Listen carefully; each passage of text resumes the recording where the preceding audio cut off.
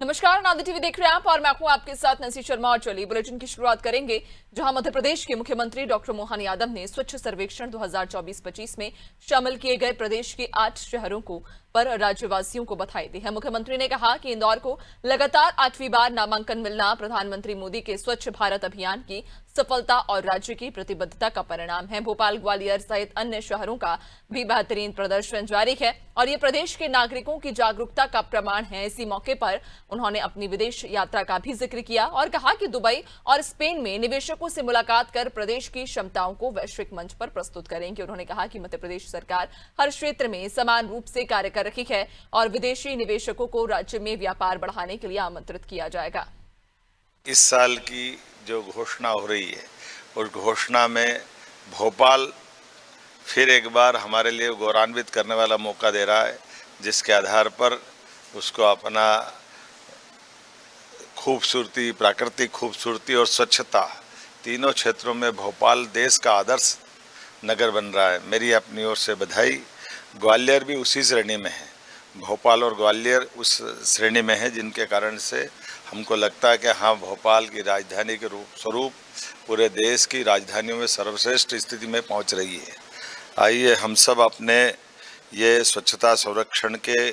इस मापदंड के आधार पर हमारी जीवन में भी ये धारे कि हम अपने नगर को स्वच्छ रखें, घर में स्वच्छता रखें, मोहल्ले कॉलोनी में स्वच्छता रखें और अपनी जो आदर्श जीवन शैली है उसको दुनिया के बीच में प्रदर्शित करने का प्रयास करें। अब इसी साल विदेश की यात्रा के लिए मैं आज से लगाकर 19 तारीख तक दुबई और स्पेन की यात्रा में रहने वाला हूं। वहां पर भी हम अपने निवेशकों को, विदेशी निवेशकों को भी जो आकर अपने साथ काम धंधा व्यापार व्यवसाय बढ़ाना चाहते हैं, उनको मध्य प्रदेश की संभावना से रूबरू कराएंगे। हमारी आकर्षक पॉलिसियों के माध्यम से हमारे गरीब वर्ग के लिए, युवा वर्ग के लिए रोजगार के अवसर उपलब्ध कराएंगे। हमारे राज्य की ब्रांडिंग करते हुए व्यापार व्यवसाय में मध्य प्रदेश नंबर 1 का राज्य बने, इसलिए सभी प्रकार के नगरों के लिए सारे क्षेत्र, चाहे चंबल का ग्वालियर का क्षेत्र हो, बुंदेलखंड का हमारा खजुराहो पन्ना वाला क्षेत्र हो, या महाकौशल का जबलपुर का पूरा संभाग हो, जबलपुर छिंदवाड़ा से लगा कटनी तक का, या हमारा मालवा का इंदौर उज्जैन का बेल्ट हो, हर क्षेत्र में बड़ी संभावनाओं के आधार पर हम अपनी ये सारी योजनाओं को लेकर के